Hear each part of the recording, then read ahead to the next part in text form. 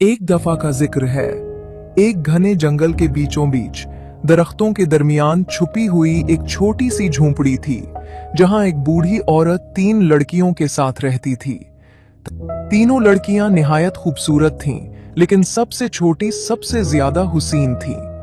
बूढ़ी औरत उन्हें सुबह सवेरे से रात गए तक मुसलसल काम करवाती। वो सोने जैसे धागे को बारीक और नफीस सोत में तब्दील करती थीं।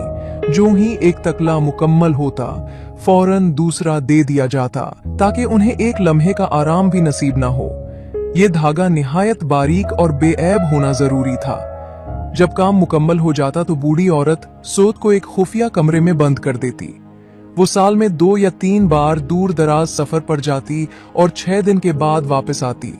इसलिए लड़कियों को कभी इल्म ना होता कि वो क्या लाती है। ना ही वो कभी बताती कि ये सोने का धागा कहां से आता है या उसे किस मकसद के लिए इस्तेमाल किया जाता है। जब एक बार फिर बूढ़ी औरत सफर पर जाने लगी तो उसने हर लड़की को 6 दिन का काम दे दिया और हमेशा की तरह सख्ती से तंबीह की, लड़कियों, अपनी नजरें उधर उधर ना दौड़ाना और किसी मर्द से हरगिज बात ना करना। अगर ऐसा किया तो तुम्हारे सोने जैसे धागे की चमक मांद पड़ जाएगी और तुम पर मुसीबतों के पहाड़ टूट पड़ेंगे। जब बूढ़ी चुड़ैल चली गई तो लड़कियां हंसने लगीं और आपस में कहने लगीं कि भला उनके धागे की चमक कैसे खत्म हो सकती है और वो किसी मर्द से मिलेगी भी कैसे, जबकि वो जंगल के बीच ऐसी तन्हा जगह पर रहती हैं। बूढ़ी औरत के जाने के तीसरे दिन एक नौजवान शहजादा जो शिकार के लिए जंगल में आया हुआ था, अपने साथियों से बिछड़ गया और रास्ता भटक गया।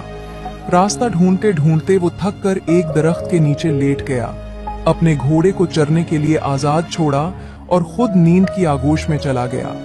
जब उसकी आंख खुली तो सूरज गुरूब हो चुका था। वो फिर से जंगल से निकलने का रास्ता तलाश करने लगा। कुछ ही देर में उसे एक तंग सा रास्ता नजर आया और वो खुशी खुशी उस पर चल पड़ा। यही रास्ता उसे इस झोंपड़ी तक ले आया जहां तीनों लड़कियां रहती थीं। लड़कियां झोंपड़ी के दरवाजे पर बैठी ठंडी हवा से लुत्फ अंदोज हो रही थीं कि अचानक शहजादे को आते देखा तो चूक गईं। शहजादे ने नहायत शाइस्तगी से उन्हें सलाम किया और बताया कि वो रास्ता भटक गया है और बहुत भूखा और थका हुआ है। बड़ी बहनों को फौरन बूढ़ी औरत की तंबीह याद आ गई और उन्होंने छोटी बहन से कहा कि उसे अंदर ना आने दे, मगर सबसे छोटी बहन शहजादे की हालत देखकर रहम में आ गई और उसे अंदर आने दिया। उसने उसे खाना दिया और शहजादे की दिलकश बातों में खोकर वो बूढ़ी औरत की तंबीह भूल गई और घंटों उसके साथ बातें करती रही। उधर शहजादे के साथी उसे हर तरफ तलाश कर रहे थे, लेकिन कामयाब ना हुए। उन्होंने बादशाह को उसके गुम होने की खबर भिजवाई। बादशाह ने फौरन सिपाहियों का एक दस्ता रवाना किया। 3 दिन की तलाश के बाद वो आखिरकार इस झोंपड़ी तक पहुंच गए। शहजादा जाने से पहले सबसे छोटी लड़की से वादा करके गया कि वो वापस आएगा और उसे अपनी